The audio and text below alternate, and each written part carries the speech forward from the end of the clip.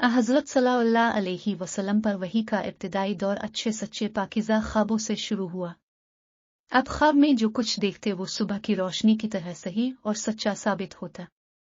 फिर मन जानिब कुदरत अब तन्हाई पसंद हो गए और अब सल्लल्लाहु अलैहि वसल्लम ने गार हिरा में खलवत नशीनी इख्तियार फरमाई और कई कई दिन और रात वहां मुसलसल इबादत और याद इलाही और जिक्र फिक्र में मशगूल रहते। जब तक घर आने को दिल न चाहता तो शाह हमरा लिए हुए वहां रह ही अहलिया मोहतरमा हजरत खदीजा रजी अल्लाह अन्हा के पास तशरीफ लाते और कुछ तो शाह हमरा लेकर फिर वहां जाकर खलवत गुजी हो जाते। यही तरीका जारी रहा यहाँ तक कि अब पर हक मुनकशिफ हो गया और अब गार हिरा ही में क़याम पजीर थे कि अचानक हजरत जिब्रील अलैहिस्सलाम अब के पास हाजिर हुए और कहने लगे कि ए मोहम्मद पढ़ो। आप फरमाते हैं कि मैंने कहा कि मैं पढ़ना नहीं जानता। अब सल्लल्लाहु अलैहि वसल्लम फरमाते हैं कि फरिश्ते ने मुझे पकड़कर इतने जोर से भींचा कि मेरी ताकत जवाब दे गई। फिर मुझे छोड़कर कहा कि पढ़ो। मैंने फिर वही जवाब दिया कि मैं पढ़ा हुआ नहीं हूं। इस फरिश्ते ने मुझको निहायत ही जोर से भींचा कि मुझको सख्त तकलीफ महसूस हुई। फिर उसने कहा कि पढ़। मैंने कहा कि मैं पढ़ा हुआ नहीं। फरिश्ते ने तीसरी बार मुझको पकड़ा और तीसरी मर्तबा फिर मुझको भींचा। फिर मुझे छोड़ दिया और कहने लगा कि पढ़ो अपने रब के नाम की मदद से जिसने पैदा किया और इंसान को खून की फटकी से बनाया। पढ़ो और आपका रब बहुत ही मेहरबानियां करने वाला है। बस यही आयतें अब हजरत जिब्रील अलैहिस्सलाम से सुनकर इस हाल में गार हिरा से वापस हुए कि आपका दिल इस अनोखे वाकया से कांप रहा था। आप हजरत खदीजा के यहाँ तशरीफ लाए और फरमाया कि मुझे कंबल ओढ़ा दो, मुझे कंबल ओढ़ा दो। लोगों ने आपको कंबल ओढ़ा दिया। जब आपका दर्द जाता रहा तो अपने अपनी ज़ौजा मोहतरमा हजरत खदीजा रजी अल्लाह अन्हा को तफसील के साथ ये वाकया सुनाया और फरमाने लगे कि मुझको अब अपनी जान का खौफ हो गया है।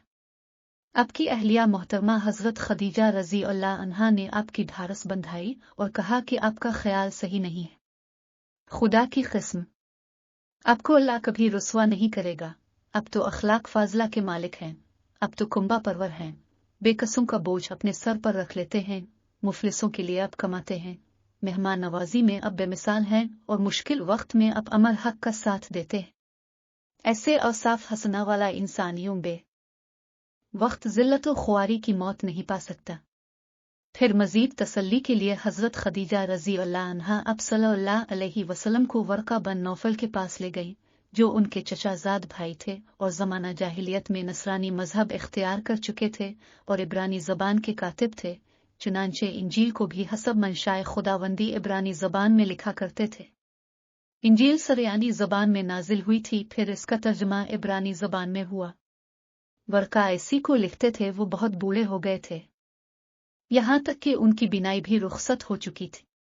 हजरत खदीजा रजी अल्लाह अन्हा ने उनके सामने आपके हालात बयान किए और कहा कि ए चचाजाद भाई, अपने भतीजे मोहम्मद सल्लल्लाहु अलैहि वसल्लम की ज़बानी ज़रा उनकी कैफियत सुन लीजिए। वो बोले कि भतीजे अपने जो कुछ देखा है इसकी तफसील सुनाओ। चुनांचे अब सल्लल्लाहु अलैहि वसल्लम ने अज अव्वल ता आखिर पूरा वाकया सुनाया, जिसे सुनकर वर्का बे इख्तियार होकर बोल उठे कि यह तो वही नामूस मुअज़्ज़ज़ राज़दान फरिश्ता है जिसे अल्लाह ने हजरत मूसा अलैहिस्सलाम पर वही देकर भेजा था। काश मैं आपके इस अहद नबूवत के शुरू होने पर जवान उम्र होता। काश मैं इस वक्त तक जिंदा रहता जबकि आपकी कौम आपको इस शहर से निकाल देगी। रसूल करीम सल्लल्लाहु अलैहि वसल्लम ने यह सुनकर ताज्जुब से पूछा कि क्या वो लोग मुझको निकाल देंगे, हालांकि मैं तो उनमें सादिक व अमीन व मकबूल हूँ। वर्का बोला, हाँ ये सब कुछ सच है, मगर जो शख्स भी आपकी तरह अमर हक लेकर आया लोग उसके दुश्मन ही हो गए हैं। अगर मुझे आपकी नबुव्वत का वो ज़माना मिल जाए तो मैं आपकी पूरी पूरी मदद करूंगा।